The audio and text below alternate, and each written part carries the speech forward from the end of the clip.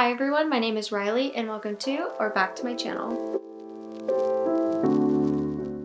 Today I'm going to be showing you some of my 5-star reads. These are some of the books that if I had to donate all of my books, these are the books that I would definitely keep because I would reread them over and over again. These books I'm recommending, I would recommend till I'm blue in the face, and they're definitely my comfort books. Disclaimer, this is not all of my 5-star reads, but these are like, if you can even say this, like my favorite of 5-star reads, if that makes sense. So without further ado, grab your coffee or matcha or water and continue watching. So the first book I'm going to be talking about is Kingdom of the Wicked.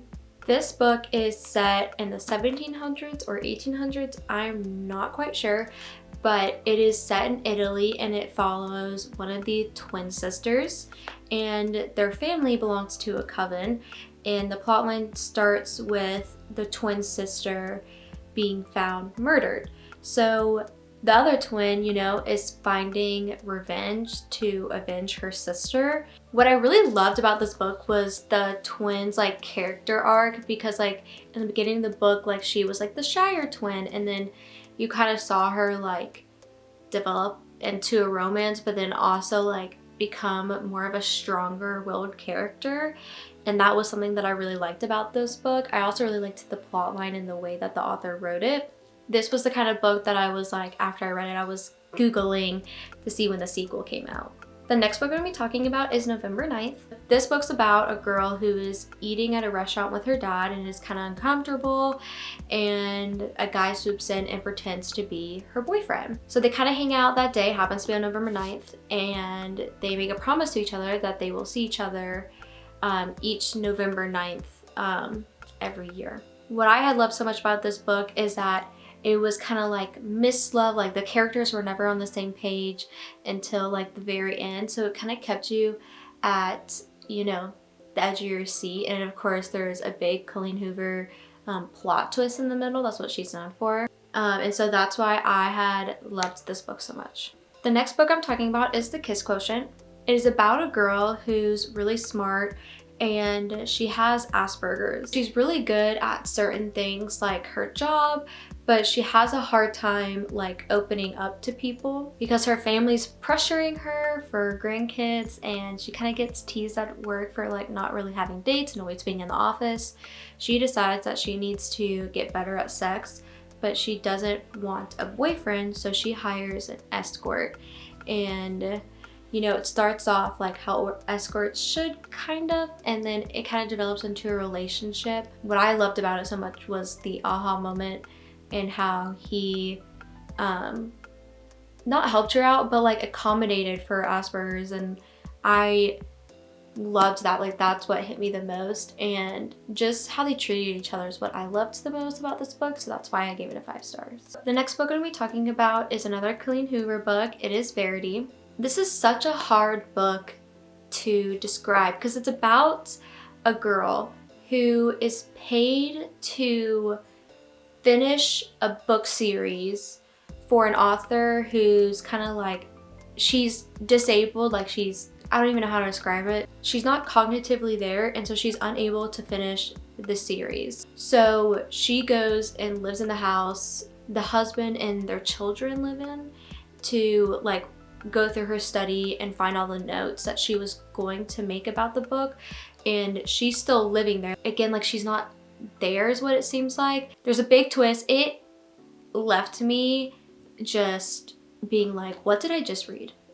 I literally had to go take a walk after I read this because I needed to clear my mind. It's one of those thrillers that you can read in one sitting. The next book I'm going to be talking about is Love in Other Words. This follows the story of Macy, and it jumps back from past to present. In the present, she's currently a nurse working at a hospital, and she runs into a childhood friend. In the past, it talks about the relationship with the said childhood friend and how they had developed to friends to lovers, and how that has affected them now in the present, and kind of how he's trying to win her back.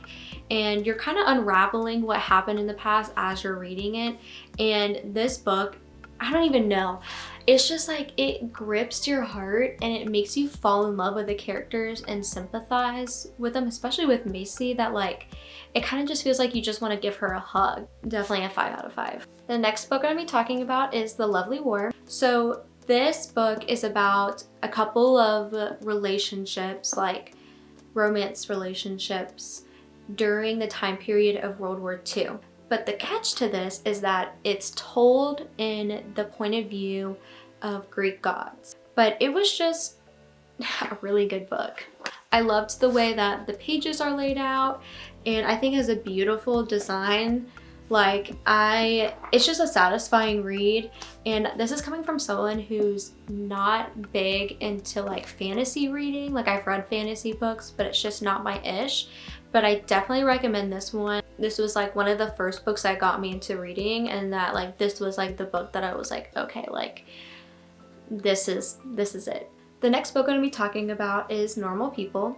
Normal People is about these two people, so it's about a girl and a boy, and their relationship over the years. It follows a trope of like right person, wrong time. So different from all the other romance books that I've read. This one is kind of just like more real and raw, where the other ones are kind of like idealized or a rom-com. And so that's why I had liked this one so much. Even if I can't relate to the characters, the way that Sally Rooney wrote this book makes it so I could. The last book I'm going to be talking about is The Heiress Gets a Duke. So this book is about a wealthy family and a girl in the family, like the oldest girl, and how she's being arranged to marry a duke. The arrangement is happening because the American family gets like, you know, an English title out of it, and the duke gets the heiress's money because they're very rich. And after his father died, they were left in financial ruin, and so they're having a hard time supporting his family. It gripped you with like the storyline and how they were coming together and kind of understanding on the same like mindset, if that makes sense. So those are just a few of my 5-star reads. I feel like I always say like, oh, I very rarely give 5-star reads, but like when I'm looking back on Goodreads, I'm like, man, I really give a lot of books 5 stars. So if I were to make a video, it'd be like an hour long. But I hope this gives you any insight to the book or any book recommendations. Don't forget to like and subscribe. It means the absolute world to me to see all of that. I love to hear feedback about my videos from y'all. Don't forget to follow me on my TikTok or my Instagram, and the handles to those are linked below. I hope you have an amazing rest of day, night, whatever time you're in, and I'll see you later.